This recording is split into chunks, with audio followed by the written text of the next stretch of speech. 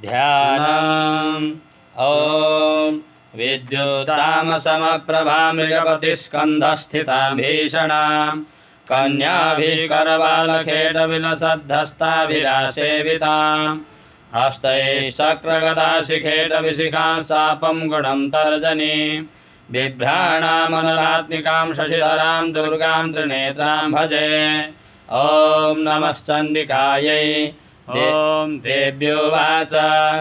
एभिस्तवैस्तमां नित्यं स्तुष्यन्ते यः समाहितः तस्याहं सकलां बाधां नाशयिष्याम्य संशयां मधुकैटवनाशं च महिषासुरघातनां कीर्तयिष्यन्ति एतद्वद्पदं शुम्भनिशुम्भयोः अष्टम्यां च चतुर्दश्यां नवम्यां चैकचेतसः श्रोष्यन्ति चैव ये भक्त्या मम माहात्म्यमुत्तमाम् न तेषां दुष्कृतं किञ्चित् दुष्कृतोत्थानचापदः भविष्यति न दारिद्र्यं न चैवेष्टवियोजनां शत्रुतो न भयं तस्य दस्युतो वा न राजतः न शस्त्रानलयो योगात् कदाचित् सम्भविष्यति तस्मात् ममैतन्माहात्म्यं पठितव्यं समाहितैः श्रोतव्यं च सदा भक्त्या परं स्वस्त्ययनं हितात् उपसर्गानशेषांस्तो महामारी समुद्भवान् तथा त्रिविधमुत्पातं माहात्म्यं शृण्वन्मम यत्रैतत्पठ्यते सम्यक् नित्यमायतने मम सदा न तद्विमोक्ष्यामि सान्निध्यं तत्र मे स्थितां बलिप्रदाने पूजायामग्निकार्ये महोत्सवे सर्वं ममैतच्चरितमुच्चार्यं श्राव्यमेव च जानता जानता वापि बलिपूजां तथा कृतां प्रतिष्ठिष्याम्यहं प्रीत्या वह्निहोमं तथा कृतां शरत्काले महापूजा क्रियते या च वार्षिकी तस्यां ममैतन्माहात्म्यं श्रुत्वा भक्तिसमन्वितः सर्वा बाधा विनिर्मुक्तो धनधान्यसुतान्वितः मनुष्यो मत्प्रसादेन भविष्यति न संशयः श्रुत्वा ममैतन्माहात्म्यं तथा चोत्पत्तयः सुलभाः पराक्रमं च युद्धेषु जायते निर्भयः पुमान् रिपवः संशयं यान्ति कल्याणं चोपपद्यते नन्दते च कुलं पुंसां माहात्म्यं मम शृण्वतां शान्तिकर्मणि सर्वत्र तथा दुःस्वप्नदर्शने ग्रहपीडासु चोग्रासु माहात्म्यं शृणुयान्मम उपसर्गः समं यान्ति ग्रहपीडाः सदारुणाः दुःस्वप्नं च निविदृष्टं सुस्वप्नमुपजायते बालग्रहा हि भूतानां बालानां शान्तिकारकां सङ्घातभेदे च नृणां मैत्रीकरणमुत्तमां दुर्वृत्तानामशेषाणां बलहानिकरं परां रक्षो भूतपिशाचानां पठनादेव नाशनां सर्वं ममैतन्माहात्म्यं मम सन्निधिकारकं पशुपुष्पार्घ्यधूपैश्च गन्धदीपैस्तथोत्तमैः विप्राणां भोजनैर्होमैः प्रोक्षणीयैरहर्निशाम् अन्यैश्च विविधैर्भोगैः प्रदानैर्वत्सरेण या प्रीतिर्मे क्रियते सास्मिन् सकृत्सुचरिते श्रुते श्रुतं हरति पापानि तथा रोग्यं प्रयच्छति रक्षां करोति भूतेभ्यो जन्मनां कीर्तनं मम युद्धेषु चरितं यन्मे दुष्टदैत्यनिवर्हणां तस्मिन् श्रुते वैरिकृतं भयं पुंसा न जायते युष्माभिस्तुतयो याश्च ब्रह्मर्षिभिः कृताः ब्रह्मणा च कृतास्तासु प्रयच्छन्ति शुभां मतिम् अरण्ये प्रान्तरे वापि दावाग्निपरिवारितः दस्युभिर्वावृतः शून्ये गृहीतो वापि शत्रुभिः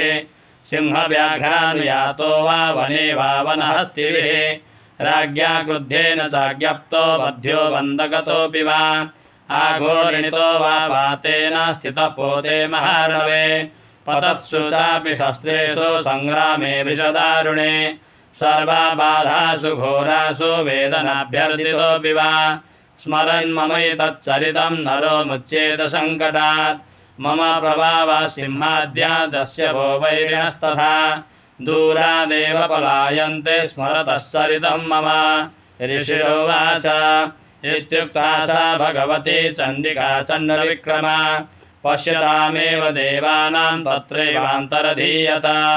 तेऽपि देवा निरातङ्काः स्वाधिकारान्यथा पुरा यज्ञभागभुजः सर्वे चक्रुर्विनिहतारयः दैत्याः सदेव्या निहते शुम्भे देवरिपौ युधि जगद्विध्वंसिनि तस्मिन् महोग्रेतुलविक्रमे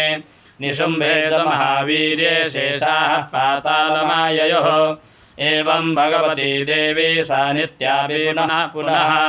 सम्भूय कुरुते भूप जगतः परिपालनम् तयैतन्मुह्यते विश्वं सैव विश्वं प्रसूयते सा याचिता च विज्ञानं तुष्टा रिद्धिं प्रयच्छति व्याप्तं तयैतत्सकलं ब्रह्माण्डं मनुजेश्वर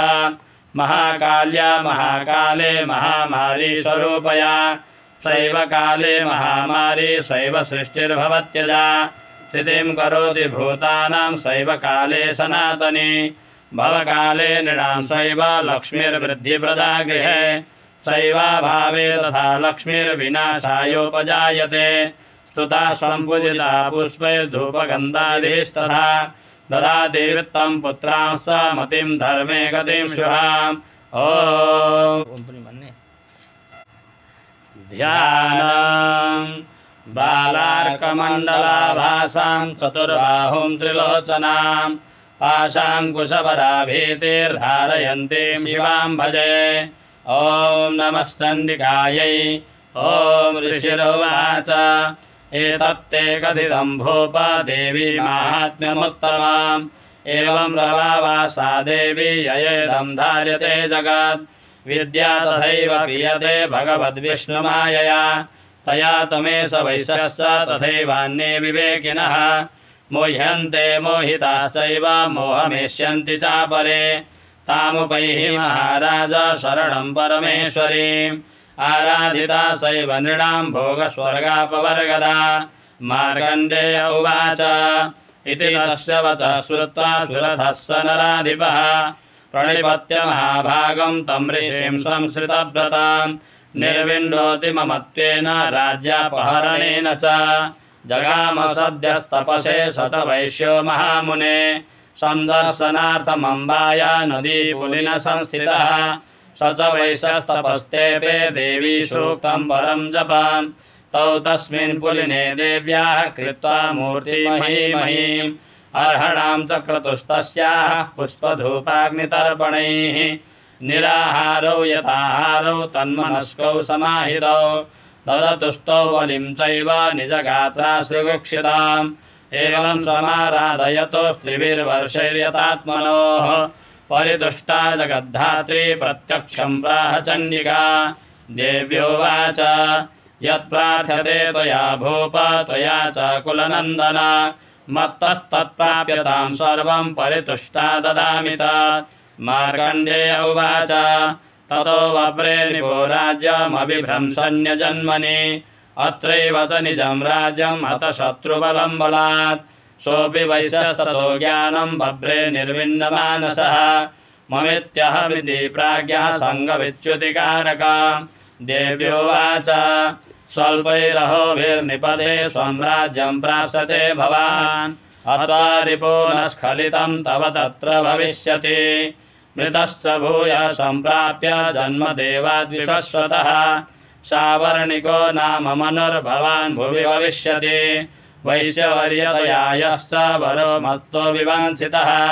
तं प्रयच्छामि संसिद्ध्ये तव ज्ञानं भविष्यति मार्कण्डेय उवाच इति दत्त्वा तयोर्देवी यथा विलसितं वरं